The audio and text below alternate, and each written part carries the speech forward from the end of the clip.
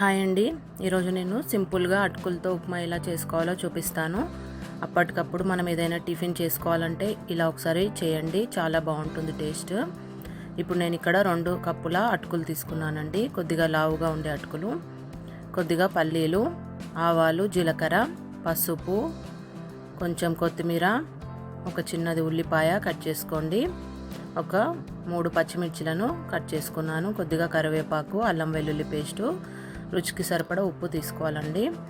ఇప్పుడు నేను ఒక గిన్నెలోకి 2 కప్పుల మందపాటి అటుకులు వేసుకున్నాను. వాటిలో అటుకులు మునిగే వరకు నీళ్లు వేసుకోండి. నీళ్లు వేసుకొని 1 నిమిషం పాటు ఉంచి బాగా కలుపుకోండి. మరి ఎక్కువసేపు నీళ్ళల్లో ఉంచకూడదండి, మెత్తగా అయిపోతుంది. ఒక 1 మినిట్ కంటే కూడా తక్కువగానే ఉంచండి. ఇలా నీళ్ళేమీ లేకుండా పిండేసుకొని వేరే గిన్నెలోకి పెట్టుకోండి. మీ దగ్గర స్ట్రైనర్ ఉంటే స్ట్రైనర్లో అయినా వేసుకొని నీళ్ళేమీ లేకుండా తీసుకోండి. ఈ విధంగా నీళ్ళు అస్సలు ఉండకూడదండి. అటుకులు అనేది పొడి పొడిగా ఉండాలి, అప్పుడు ఉప్మా టేస్ట్ అనేది బాగుంటుంది. ముద్దలా అవ్వకూడదండి. నీళ్ళలో మనం ఎక్కువసేపు కనుక ఉంచితే ముద్దలా అయిపోతుంది. ఇప్పుడు స్టవ్ పైన ఒక ప్యాన్ పెట్టుకొని కొద్దిగా నూనె వేసుకోండి. ఈ నూనెను ప్యాన్ మొత్తం ఇలా స్ప్రెడ్ చేసుకోండి. అప్పుడు మనం వేసుకున్న అటుకులు అనేది ప్యాన్కి అంటుకోకుండా ఉంటుంది. నూనె కొద్దిగా వేడెక్కిన తర్వాత ఒక 2 స్పూన్ల వరకు పల్లీలు వేసుకోండి. పల్లీలు ఇష్టం అండి, ఎక్కువ వేసుకున్న మంచిగా టేస్ట్ బాగుంటుంది. పల్లీలు కొద్దిగా వేగిన తర్వాత ఆవాలు, జీలకర్ర వేసుకోండి. 1 స్పూన్ ఆవాలు, 1 స్పూన్ జీలకర్ర వేసాను. ఇవి కొద్దిగా వేగిన తర్వాత కట్ చేసి పెట్టుకున్న పచ్చిమిర్చి వేసుకోండి. అలాగే ఉల్లిపాయ ముక్కలు కూడా వేసుకోండి. కొద్దిగా కరివేపాకు కూడా వేసుకోండి. వీటన్నింటినీ ఒకసారి బాగా కలుపుకుంటూ ఫ్రై చేసుకోండి. స్టవ్ని మీడియం ఫ్లేమ్లోనే ఉంచుకోండి, అప్పుడు బాగా వేగుతాయి. అవి మంచిగా వేగిన తర్వాత 1 స్పూన్ అల్లం వెల్లుల్లి పేస్ట్, 1/2 స్పూన్ పసుపు వేసుకోండి. వీటిని కూడా ఇలా ఆయిల్లో కొద్దిసేపు ఫ్రై చేయండి.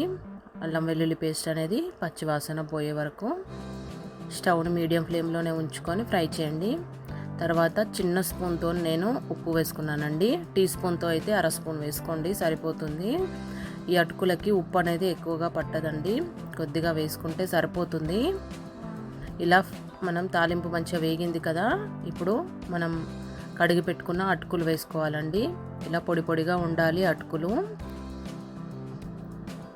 మందపాటి అటుకులు మాత్రమే తీసుకోండి, పల్చటి అటుకులు తీసుకోకూడదు. ఇలా తాలింపులో వేసుకొని మంచిగా కలుపుకోవాలండి. తాలింపు అంతా ఈ అటుకులకి పట్టుకునే విధంగా మంచిగా కలుపుకోండి. స్టవ్ని లో ఫ్లేమ్లోనే ఉంచుకోండి. ఇలా అంతా మంచిగా కలిసే విధంగా కలుపుకోండి.